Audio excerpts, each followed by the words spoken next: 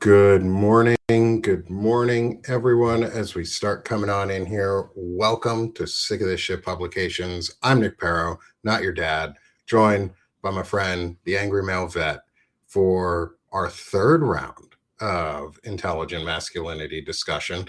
We've done two to finish up his real one. Now we're just back because I wanted to get him back on. It's good to have my friend here, and there's a lot to talk about. So, good morning, brother. How are you Hey, today? I'm And do you good, mind man. reintroducing yourself for anyone who might not know you? Yeah, so Angry Male Vet on several platforms. I am the real Angry Male Vet on Facebook and Instagram because somebody snaked it. Retired combat veteran. I signed up when I was 17, did 23 years, been to Iraq, Afghanistan, Kuwait, all around the world, and thought I was done fighting evildoers. And here I am back in the States, and it's on home soil. So I get on my platforms and I try to bring people a measured response to today's events and a perspective from a military veteran about what is going on, what to be concerned about, what not to be concerned about, but always taking action and doing something for the greater good.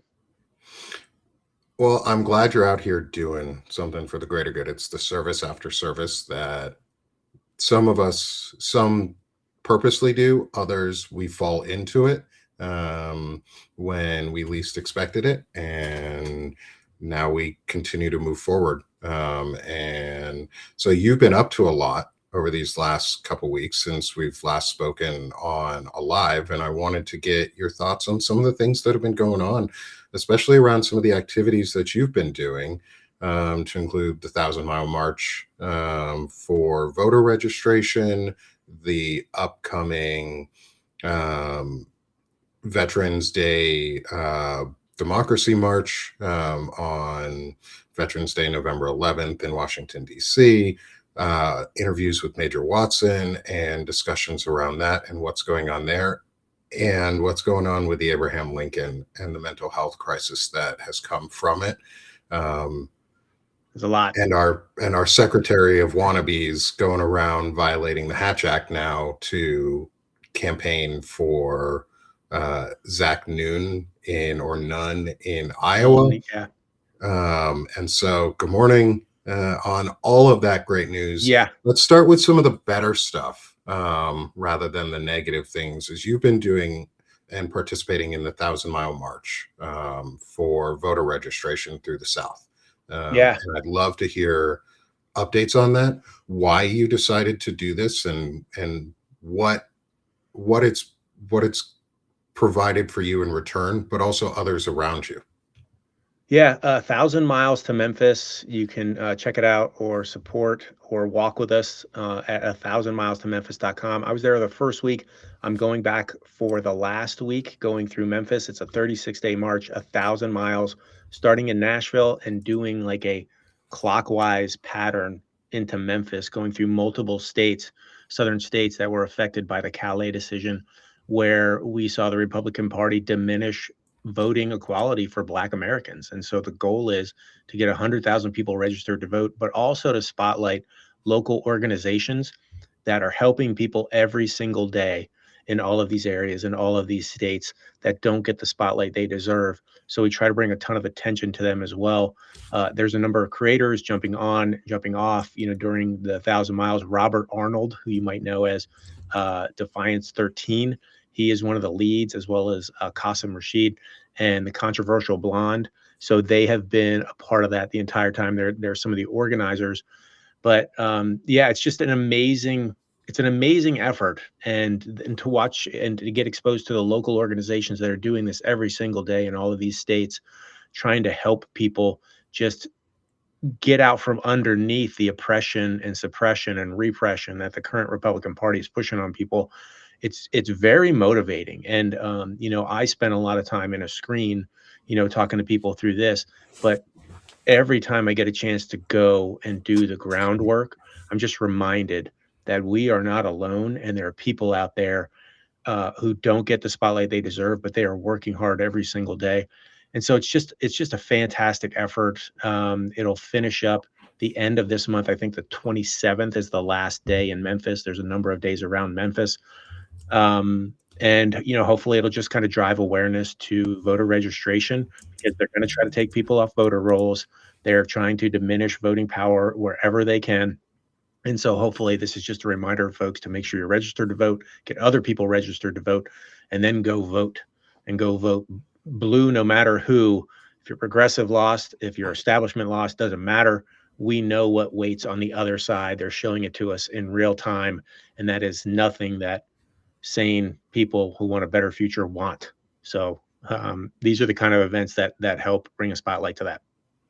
What is one of the biggest things that you've gotten out of these marches while you're in person? Like, what's a lesson that everyone else can take out of what you've been doing and what these local organizers are doing and the events that they're putting on? What's something we can all learn from it? Yeah, it's a recharge. It's a recharge. I mean, there's so much going on every single day, right? We just don't have the capacity to pay attention to everything, especially with a 2-hour news cycle now, driven by these people up top. So we can't ever pay attention and focus on something.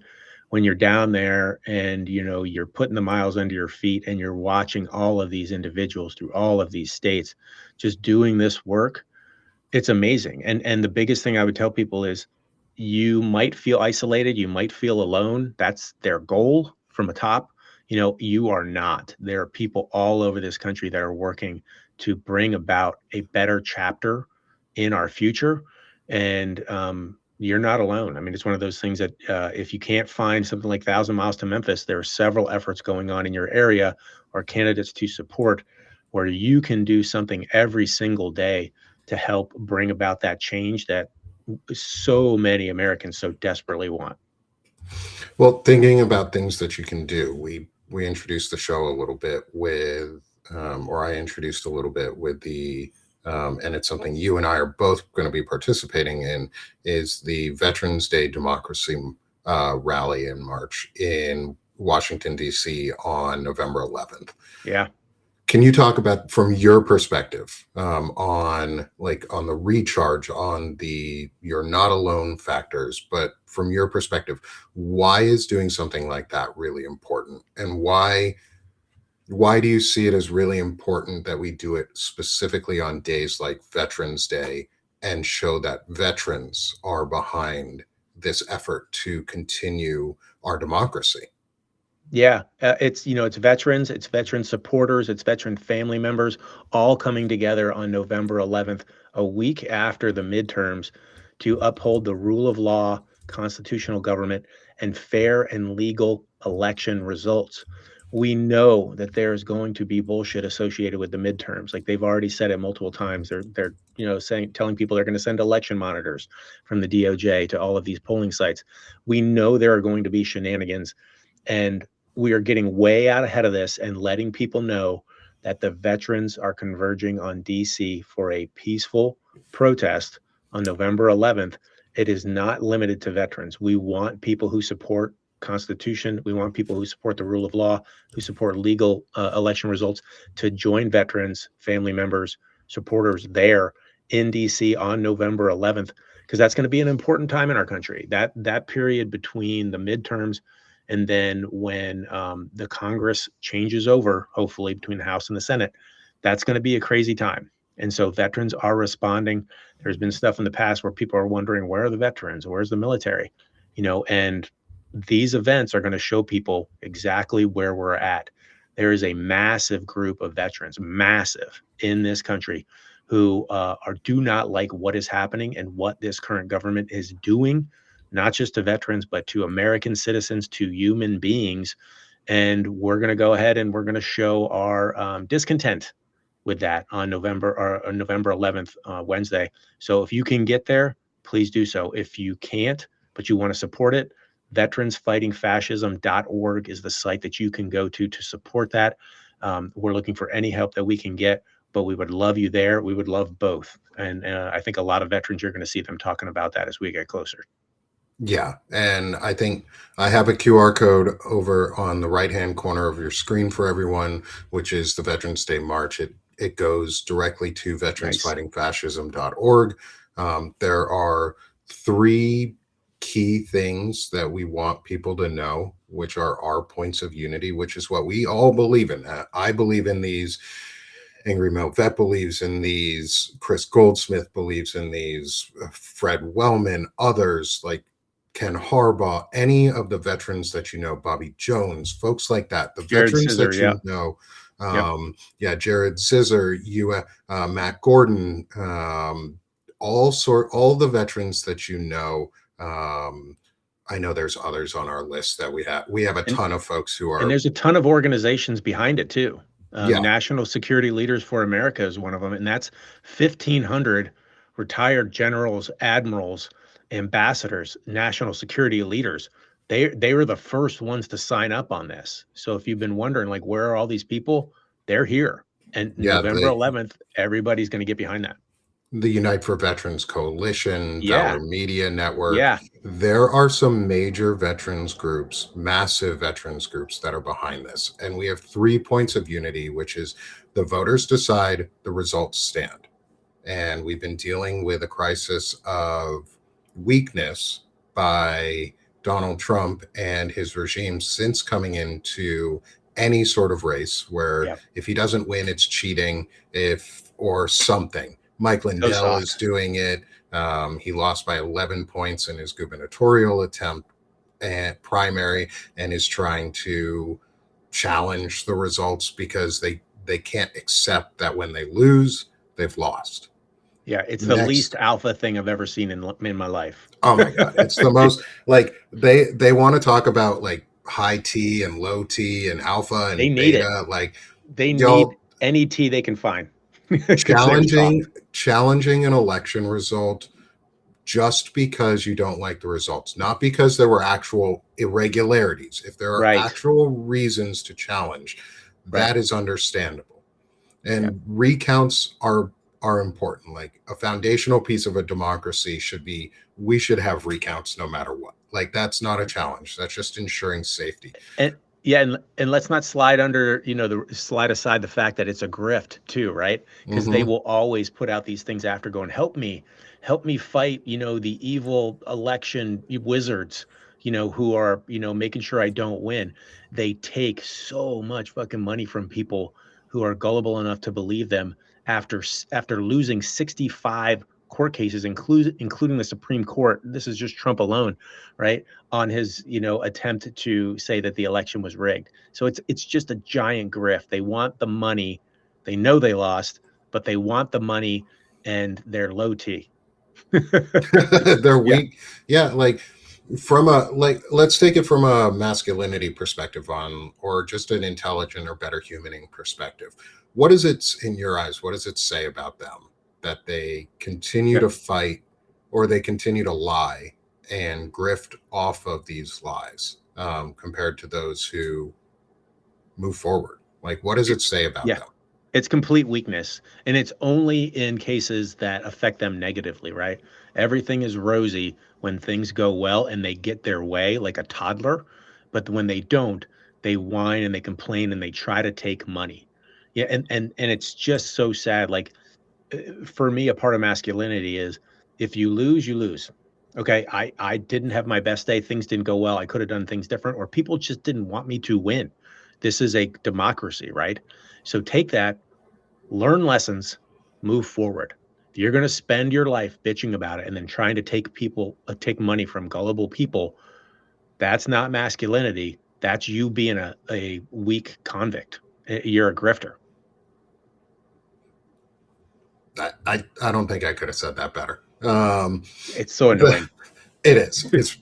It's fighting this same fight over and over again, and seeing the blatant violations of the law and not being able to accept the results of Yeah. something is exactly what a toddler or a child who's never experienced defeat or never been taught how to lose, Yeah. and that's what Yeah. they are. Yeah, and it really does come from Trump, right? Like that guy has been given everything on a silver platter his entire life. He's not a businessman. He didn't work for shit. He's been given everything. And every time he's lost, this goes all the way back to him not winning an Emmy for like The Apprentice. and losing in Iowa to Ted Cruz. Like, he has always whined. And way before that, his entire life has been about, if I lose, I was cheated and I should have won, because he had too many people around him for too long growing up telling him that he should win and giving him everything and letting him win. And now we are all victim to that, to this narcissistic sociopath who also wants to take your money at the same time. And that filters down to all these other people because, again, they see the avenue for money and to grift, like Lindell and those people. They know they can pull a ton of money from people even when they lose, if they just whine that they're a victim. Thinking of someone who's buying into this grift and has rebought into this grift, he's not someone that we talked about at the beginning of the episode, but is someone who's back in the news again, is Michael Cohen. And today he's supposed to be doing a podcast episode with Donald Trump. Of course. And he is the prime example of crawling back and never being told no, and being the fixer for the guy who never gets told no. Right. And his weakness is he's a lying piece of crap. I called him a cockweasel and a tangerine taint licker this morning, because that's what he is. He is just a piece of crap. Yeah, I mean, he had a moment, right? Like, he had a moment Yeah. where it looked like he was standing up to that and he was pushing back against it. He was probably afraid of going to jail even longer. So that was part of it. He got into it. He didn't think Trump was ever going to come back. So there wasn't a whole lot of, he wasn't risking much. And then the second that Trump came back in, he started to worry about his own ass. Like, any kind of, moral fiber and courage and spine that he might have been attempting to grow, when Trump was on the way down, he lost. He completely lost, and he bent over backwards, and now that's where he's at. So he becomes another one in a long line of people that, will bend. It's like one of those guys at car dealerships, the inflatable guys that just go with the wind. Oh, the wacky waving inflatable flailing arm tube men. They're wind socks. They're absolute wind socks, like Lindsey Graham. It's the Lindsey Graham, class model of being a wind sock and just shifting positions depending on, what you're worried about, like out of fear or out of wanting to get money. And so Cohen's just the latest in a long line of people around Trump who are like that. Yeah. And I don't want to spend too much time on Cohen. I just wanted to make sure we brought him up in what he's doing.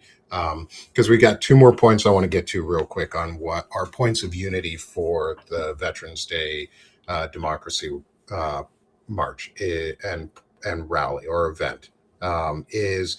Our second one is no one is above the Constitution. And we all know this one, is that the government has limits to power. And we swore an oath to the Constitution, and it's the responsibility of those who have sworn that oath to uphold it for the rest of their lives, not just while they're in office, not just while they are not getting grifted money, but it's their responsibility to uphold that oath for the rest of their lives. And you've sworn that oath too. You swore that oath when you went into service, when you and when you got out of service.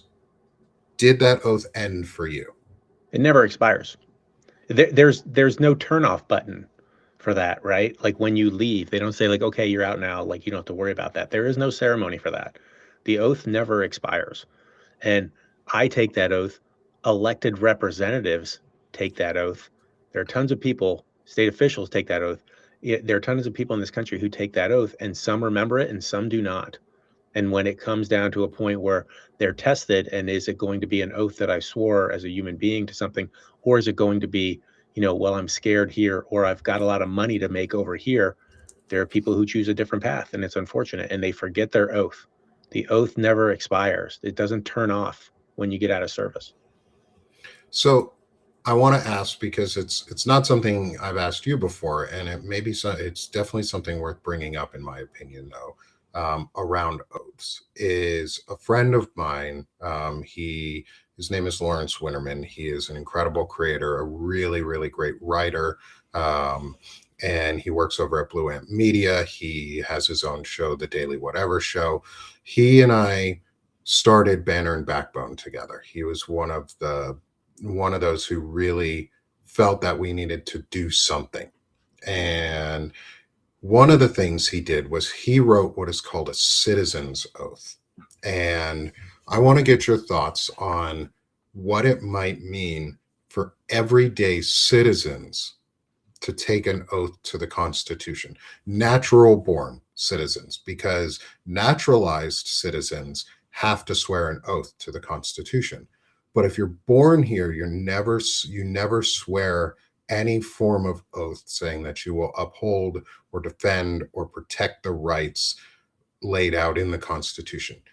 Do you think it would be worth it or meaningful to create a movement of citizens who swear an oath to stand up and defend the Constitution when necessary? Not just an implied reasoning, but a true, I'm going to swear this oath. And if they do, in your estimation, from someone who has sworn an oath, how do you then continue to live up to it? Yeah, I think it would depend on the oath, and it also like depends on independence, right? Like we're a country of independence. And so I don't think I would want anybody to have to swear an oath, to the Constitution. Like I want people to make that choice as they're growing up. That I want them to realize they're protected by the Constitution, and the Constitution comes in really handy sometimes. And so if they wanted to swear to that, great, or something that is about equality and fairness and justice for all, the way that this country is intended to be, I don't mind them voluntarily doing that. And then it becomes personal, right? Like, do you uphold the oath you swore to anything? Do you uphold your vows? All of those things. But I don't think I would ever like require it. I'm not a big fan of that. But if people wanted to voluntarily, more power to them, as long as it doesn't involve anything that's going to negatively affect any segment of the population or be malicious in any way. And I know that what you're suggesting doesn't. But yeah, I'm a very kind of independent person when it comes to oaths and requirements and those things. But if you do take that oath, then it is going to be a measure of who you are as a human being if you decide to follow that oath and continue to follow that oath, or if it's just going to be kind of flimsy when things get tough. Let me read the oath then to you that Okay. Lawrence put together, because I would love your thoughts on this, because I do definitely see the part of we're an independent nation. We are people who value independence and Yeah. freedoms. And as long as an oath is meant to uphold and protect those freedoms, I and I think we should be willing to swear it or at least ponder the meanings and the importance behind it.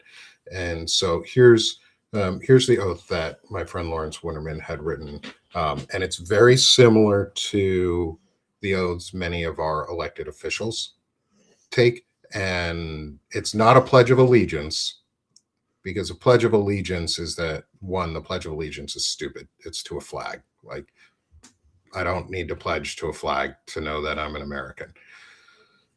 But here's the oath that Lawrence put together is I, your name, do solemnly swear or affirm that I will support and defend the Constitution of the United States against all enemies, foreign and domestic, that I will bear true faith and allegiance to the same, that I take this obligation freely without any mental reservation or purpose of evasion, and that I will well and faithfully discharge the rights and responsibilities afforded to me as a citizen of the United States of America. Yeah, I mean, I think that's something that, and I like how you said ponder, because I think things like that are, okay, think about that. What does that mean to you if somebody was to read that? I don't need you to swear anything to me, but ponder who you are as an individual, what the country means to you, what the Constitution means to you, what the military, the people who do swear those oaths, mean to you, because they are swearing an oath, like they are sacrificing a great deal. What you expect elected officials to hold to as far as the oath is to the Constitution. Do you expect them to uphold that? And you should, I think. Um, but as far as an individual, like I think it's a good oath. I think it's good for people to kind of chew on and to think about and just to understand as a human being, as an American citizen, what do these things mean to me? Like what does the country mean to me? What does the flag mean to me? What does the Constitution mean to me? What do I have as my own personal morals and values? When I see people in concentration camps in New Jersey and Texas and elsewhere, how do I feel about that? And where do I stand as a human being in protecting them and, upholding my own personal morals and values, and where is my courage and when does my courage, get used on in what instances, what are the most important to me? And we're unfortunately in a situation right now in this country, in this chapter, where there are a whole lot of things where we need a lot of people to have courage on because, folks are honestly trying to step on the vast majority of Americans for their own personal profit. Yes. And yeah. And I think you touched on some really important parts in there is the keeping courage and exposing or showing courage.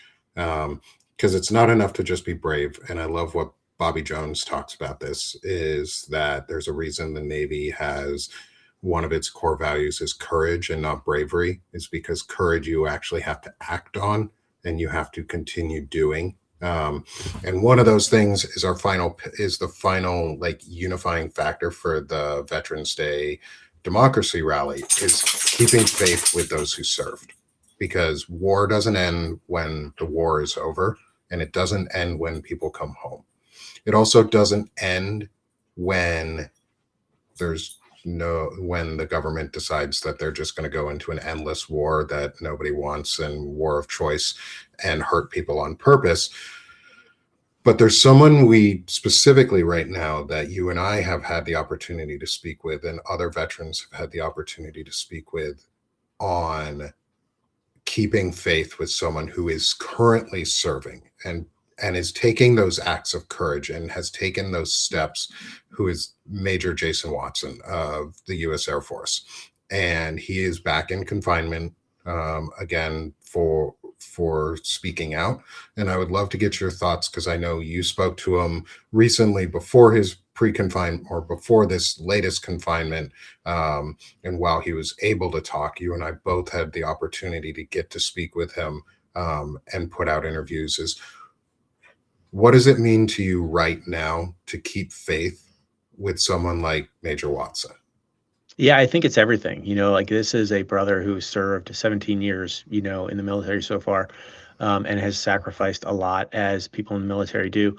And he has taken a stand. Like the the lack of courage from our elected representatives has been so dire that an active duty military member had to stand up on the Capitol steps and call for the impeachment of Vance and Trump because there has not been enough calls for that within our elected representatives who are supposed to protect us from someone like Trump and the current Republican Party that is abetting. They're all accomplices, except for a couple. They're all accomplices to what is happening. They are supposed to protect us from that. The Republicans are supposed to protect us from somebody like Trump, and we're not seeing hide nor hair of courage there. And so when you have to have an active duty military officer stand up and be like, "Listen, this is we're in some deep shit right now, and we need to do something about that," and calling for that removal, that is only because we have had a failure from our elected representatives to take those steps and to shut down this government and to get us back on the course that is representative of the United States people instead of the rich and powerful like Donald Trump, who are absolutely just graping this country for whatever they can take.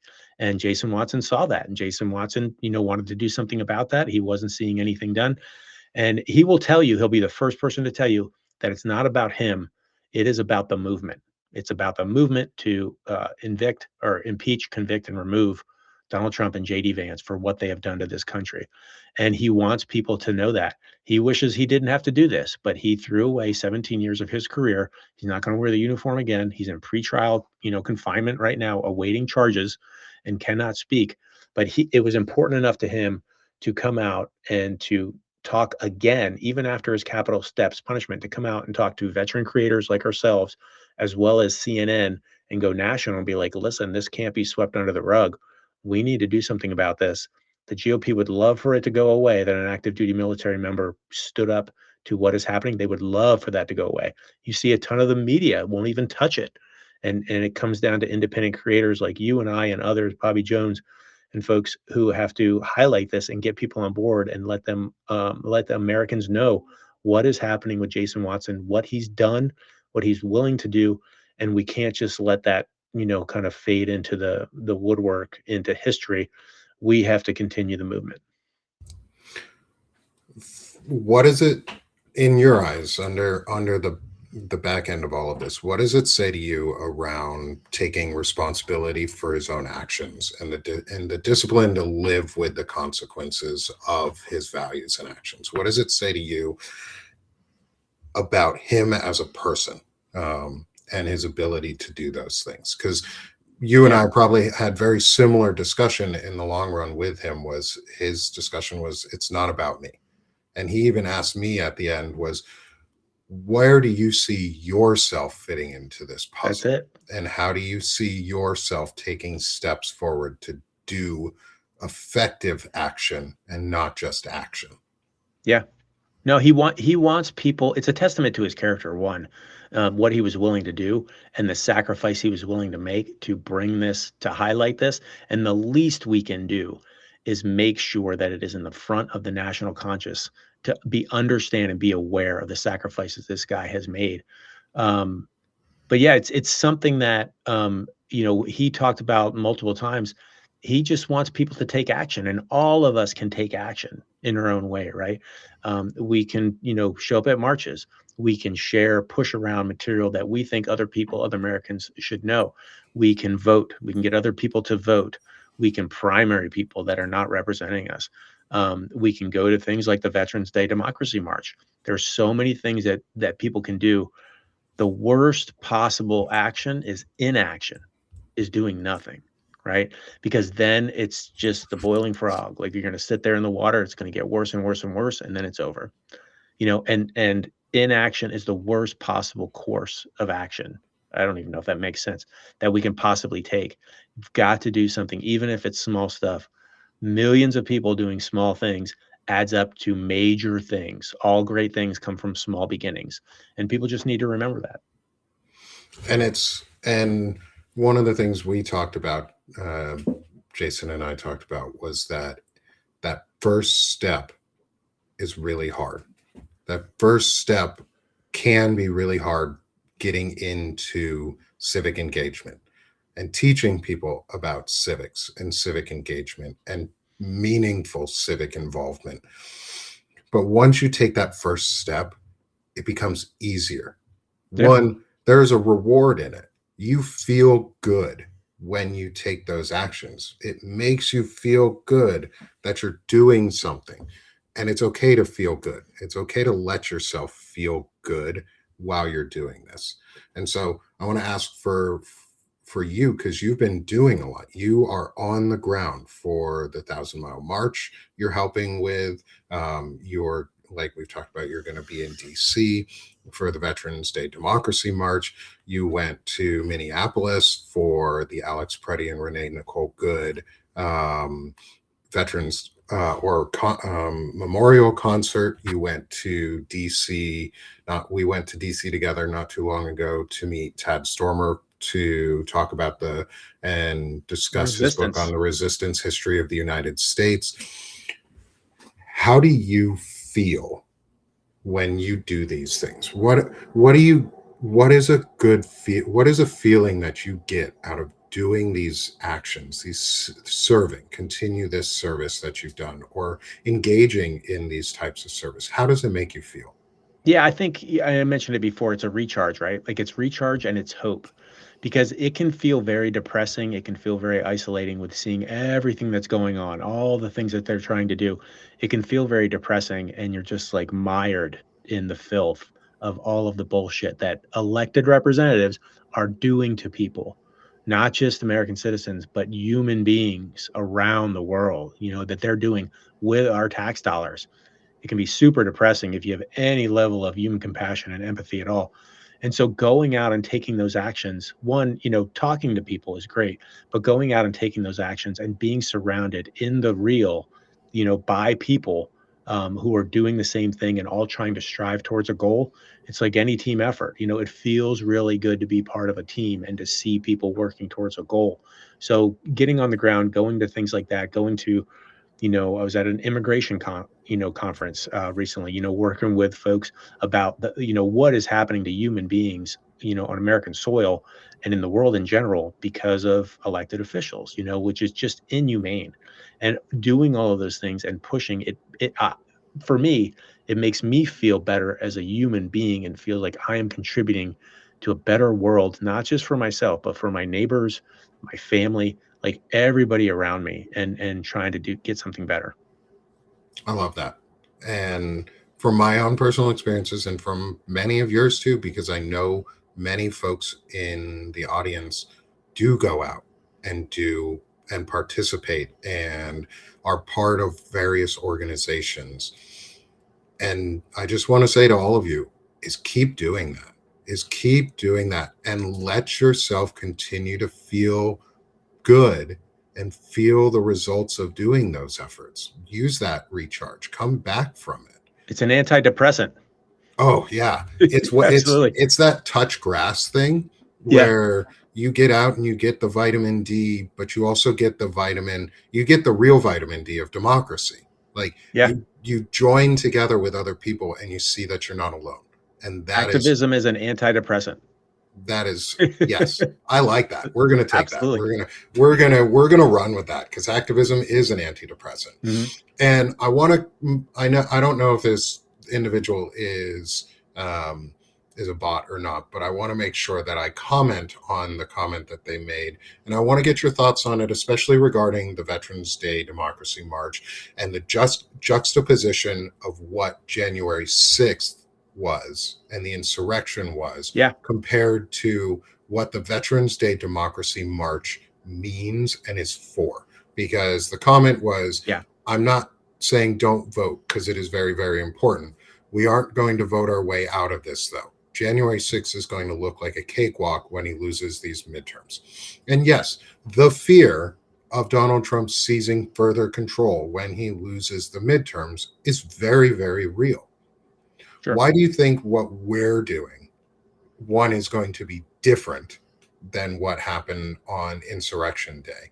But why do you think that it's okay? Sorry, I didn't know. I just wanted to make sure. Sometimes we get body comments, and I don't want to make any assumptions for you, friend.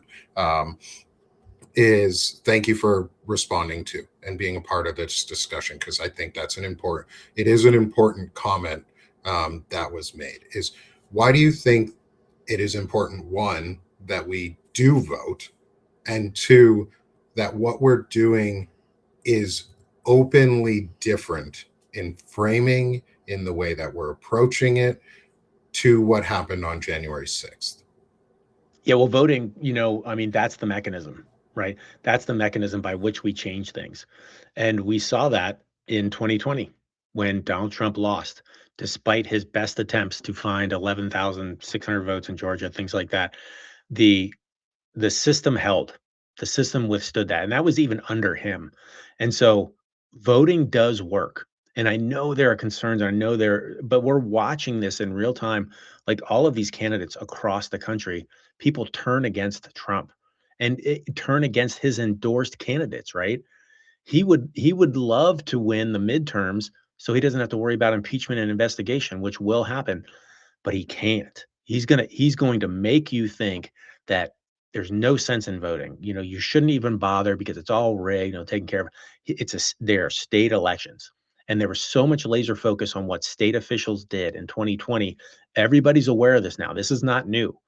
There are organizations all throughout this country who are watching exactly what state officials, officials are doing or not doing, and they are calling them out on that. And the judges have held, which has been fantastic. Even Republican judges are shutting him down in so many ways.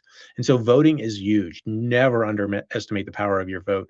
And then also be a force multiplier to get other people to vote. Like have other people register to vote. Just tell your friends, hey, did you register? Because they will remove people from the rolls. They will make it more difficult. So fight back against that. And the way that I would contrast January 6th with what we're going to do on November 11th is protest is fundamental in the United States. Peaceful protest is fundamental in the United States, right? We are going to go out and show that as veterans, veteran supporters, veteran family members, that we believe in the rule of law, we believe in the Constitution, and we believe in fair and legal results. And we are going to show Donald Trump, elected officials who still rely on people to vote, that there is a massive veteran community. These are people who have sacrificed their lives, sacrificed their friends, sacrificed their families, sacrificed their mental wellness, their physical wellness to support this country. We are not going to allow a democracy to be stolen from us.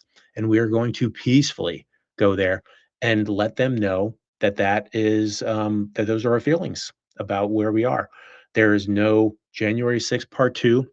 There's none of that bullshit because we're not led by a narcissist sociopath who is feeding us lies. We are firmly grounded in reality, and we firmly believe in the Constitution. We firmly believe in democracy. We firmly believe in the rule of law. And that's why it is fundamentally different. We are not going there under the shadow of bullshit made up by Trump and his friends to try to steal an election. We are going there under the cape of truth and what this country is supposed to be about. And that's why it's going to be fundamentally different than January 6th. Thank you. Yes.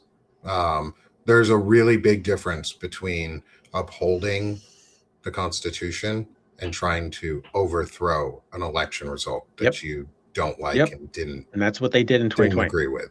Yeah. Yep. And we're not going to do that. That's not what we're there for. Right.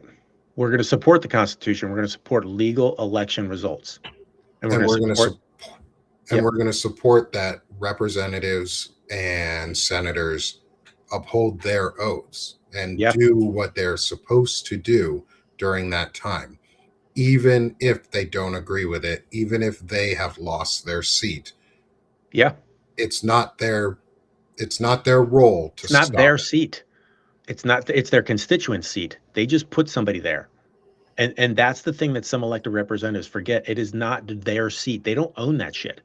They were given the trust of their constituents to go do things for them, to be an elected representative that was going to represent the people, right? They are not supposed to go there to see how much money they can make in how short a period of time. And unfortunately, we're seeing that a lot with zero representation of the American people. And so the elected representatives need a reminder, like, you are there to represent us, not to represent oil, not to represent gas, defense contractors, big money, Elon Musk, all of these people. You're not to represent tax cuts for the ultra rich. You are there to represent the average American people, 330 million American people who are just trying to get by and want fairness. They want justice, and they want fairness, and they want equality, and they want to have a good day, and they want their kids to have a good day and a good future.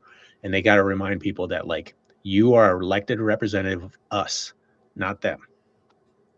I think that's a really important distinction you just made, and one that I'm going to make sure that I work into how I talk about it. Is it's not their seat. It's ours. It's not their seat.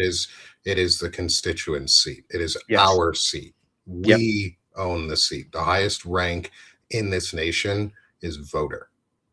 The highest office and rank in this nation is voter. The lowest office is president. Yeah. People always have to remember they work for us.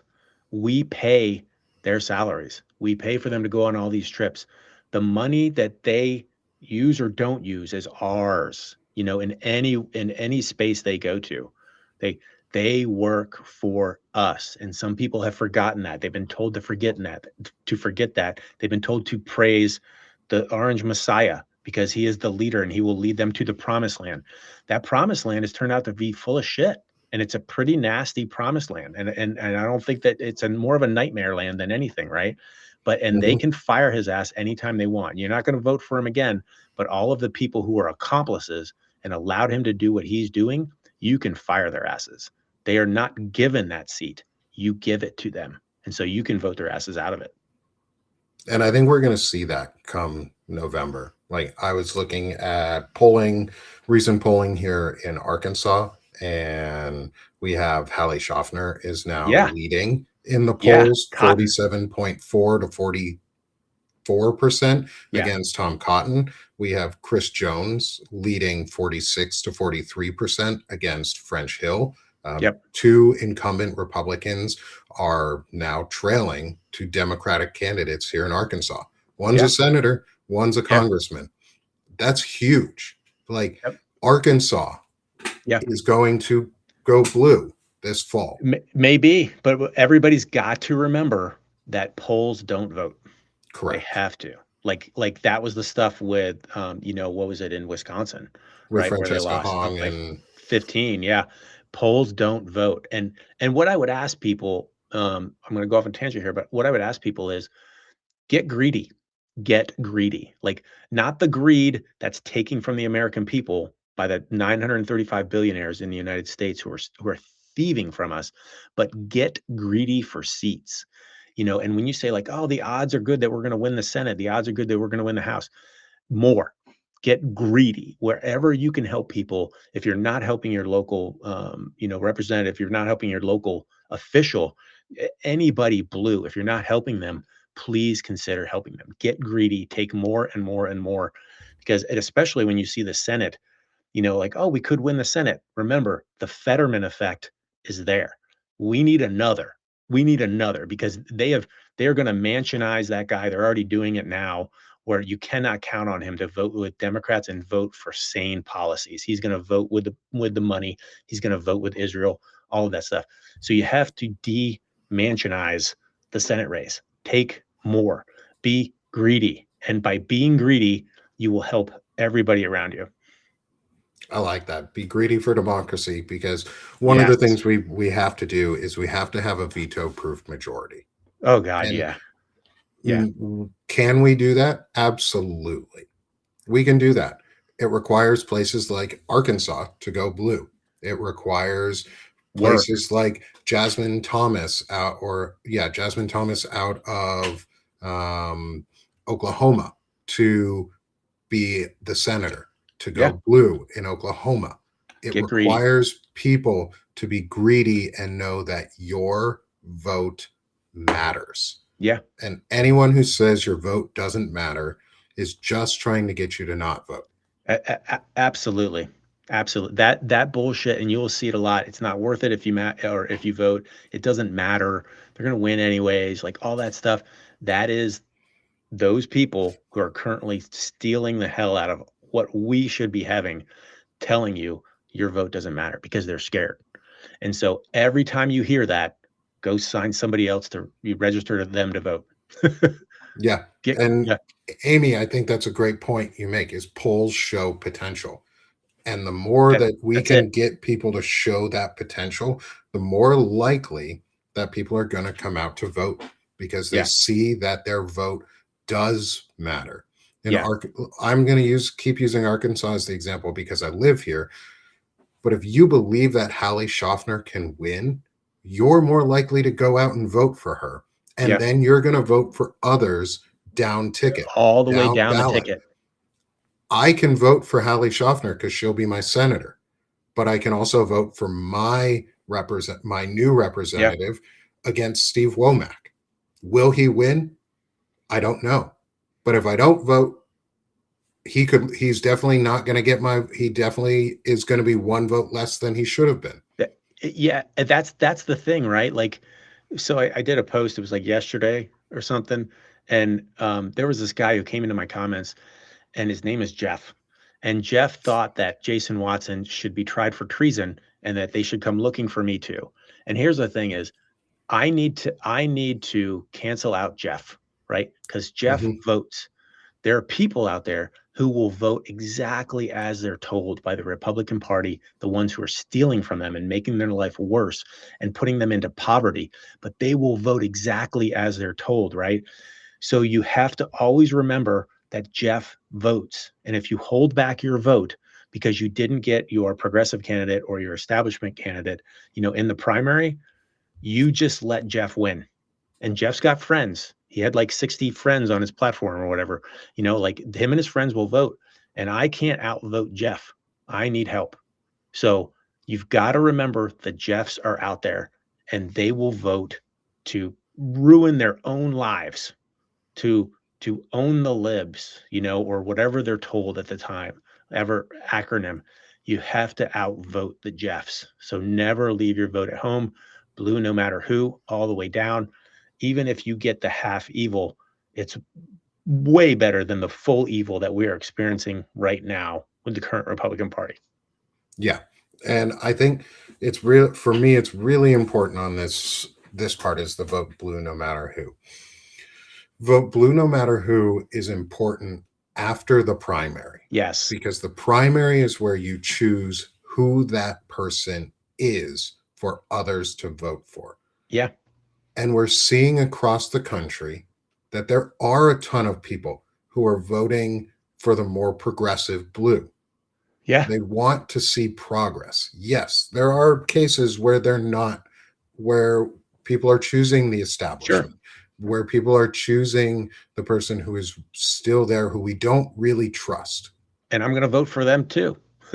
Yeah. But I'm going to vote for them over the person I know I can't trust, They're who I proving it know every is day. part of a party that hides and covers up for pedophiles, And that corruption, pedophiles, commits like war crimes. unnecessary wars, Manab, 168 schoolgirls, like all this stuff. Let's talk about this part real quick before we get to the end of our show, because we've almost gone for a full hour already, which always goes by really fast. Is the other day there was news that came out about a recent trip that Pete Hegseth took to Panama. And at the end of this trip, he announced that we're looking to expand into land operations in Latin America. Right. What are your thoughts on that? And what message can we send as Americans to prevent this from actually happening? Because we have a voice, because the military, where the military goes, most people forget, is paid for by Congress. Yeah. Congress Us. tells us where the military goes, and who tells Congress where to put things, and that money is us. So Yeah. what can we do to prevent land operations, to prevent Yeah. expanding into a war that they have quotes have said, quote, is the domination of the Americas? How do Right. we Right. stop that? How do you stop that? Well, one, you get a House and a Senate that's blue. That will be a roadblock. That will be an obstacle to that. That will call that out. And then you call it out yourself, and you get your friends and your family to call it out, and you remind people that any money that is used to send our military into spaces that they don't need to go to, unnecessary wars, Iran, Venezuela, you name it, that's our money. It's our money. That money could be used to put your kid in childcare. That money could be used for education. That money could be used for healthcare, to fix the roads. All of these things that would make your life better. Increased minimum wage, increased wages for the American people, right? Like, and that money is being wasted on Latin America ground troops for some reason, because they think they might make some more money. Like some companies up above might make some more money. Like we just saw with Venezuela, they're signing oil deals now. None of that money from Venezuela is going to come down to you and I. None of it. It will line the pockets of oil and gas industries. That is it. But they used our money to do that. That operation was fully funded by money from you and I and the American people. And we are going to see zero benefits from that. Zero. And so they're going to try to attempt to do that again. And so getting a House, getting a Senate that's blue, that can be roadblocks to that and call that out, is instrumental. And then also, it stops them from putting judges into courthouses. Federal judges, electing Supreme Court justices, which are lifetime appointments, like all of those things, it stops that. And that has been a barrier for a lot of things that have happened. And then calling out what is going wrong is having justices that we can count on, judges we can count on. So yeah, the biggest thing is getting the House, getting the Senate, and then also lighting up your representative, not just phone calls and emails, but also going to their office and being like, "Why are you spending my money in Latin America and putting American lives at risk of getting killed, like the 18 dead in Iran and the 700 injured on top of the thousands of civilians killed? Why the hell are you choosing to spend my money there instead of making my life better as my elected representative?" Yeah. And on top of getting that veto proof and that voting blue no matter who, is getting that blue Senate, blue House, means that we can impeach, convict, and remove. Oh, You yeah. cannot do those things without enough votes for it to pass. And I'm Right. not just saying towards the executive branch.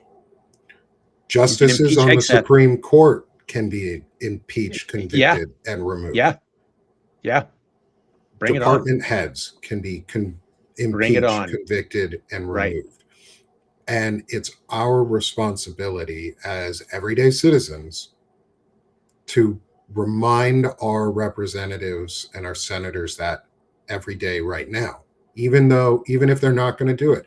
It's your job, it's our jobs to remind them of these consequences that they are not upholding, and these constitutional systems that they are allowing to be destroyed, and Yeah. that For we their own have the profit. power to remove them, and we will remove them.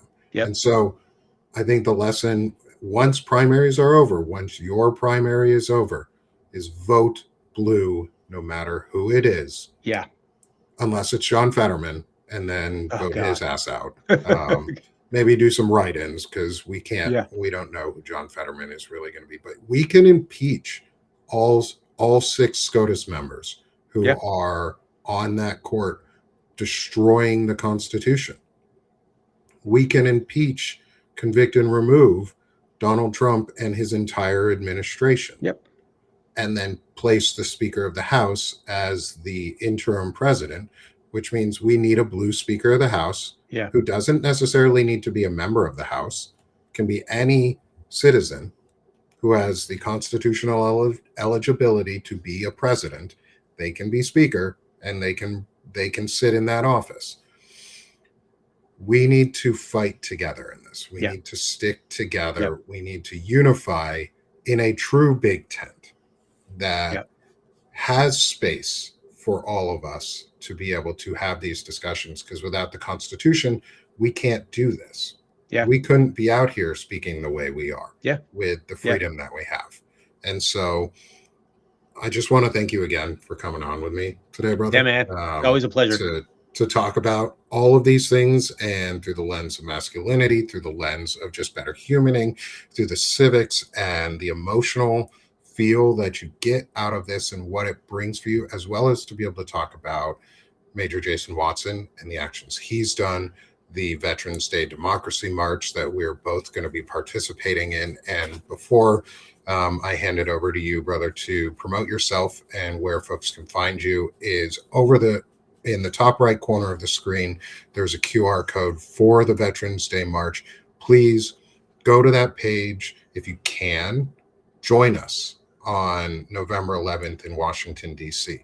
If you cannot, donate if you're able to. Donate to help support it, so that we can get people there, so that people can go, so that we can send a true message to Congress peacefully, patriotically, and for those who have served and continue to serve, so that because service isn't just about wearing a military uniform. Service is educators, service is hospital workers, service is firefighters, service is people who go out to serve their community, and we're going to continue to do that and fight for that on Veterans Day this year. So, You bet. brother, please promote yourself and where people can find you and how they can support the work that you're doing, and get involved with the efforts that you're making. Yeah, no. So first of all, you're a rock star, dude, and I appreciate what you're doing, not just today, but just throughout, in how you promote mental health and masculinity. And there's so many veterans, affairs and benefits, and there's so many good things you're doing. For folks who want to try to come find me, I am Angry Male Vet on TikTok, as well as YouTube and Substack and Blue Sky. And then I am the real Angry Male Vet on IG and Facebook, because somebody snaked my call sign. But yeah, would love to have you come by. I talk a lot about just news. I do interviews with candidates and elected officials, as well as, people like Epstein lawyers for victims, people from the CDC who have been fired for doing their job. And then I talk about mental health a little bit, and just trying to stay sane in an insane world. So yeah, that's it. And I hope you drop by. Really thankful for you being here and supporting Nick and what he's doing, because I think it's a absolutely valiant and needed effort. Thanks, brother. And thank you for joining me again. Thank you for being a part of this and doing all of this. I'm really glad I've gotten to meet you and get to know you over these last few Same. months. It's been incredible to be a part of a community outside of this amazing community that I've built on Substack and have become a part of on Substack. It's really amazing to be a part of that community in real life and meeting other veterans and other community members who are out here doing this hard work. So please come support my friend Angry Male Vet. And if you can, also please come support me here at Sick of This Shit Publications. We're doing an end of August heat wave sale. So if you can, come take advantage of our 50% off forever pricing here in Sick of This Shit Publications. It's hot as shit in Arkansas. And so we're doing a heat wave to help turn the heat down, but also to get more people involved and continue to build this community. Thank you, everyone, for being here with us. Thank you for joining us. Thank you for being a part of this community. And yeah, thank you, Hockey, for that. Is calm and intelligent is what we're trying to get at, is because humaning isn't about aggression. It isn't about anger. It's about seeing and accepting responsibility and taking accountability for our actions and growing and learning. And that's what we're trying to do here. So thank you, everyone, for being here. And as I always say, we're done being sick of this shit. So now we're doing this shit. Thanks, y'all. Have a great day.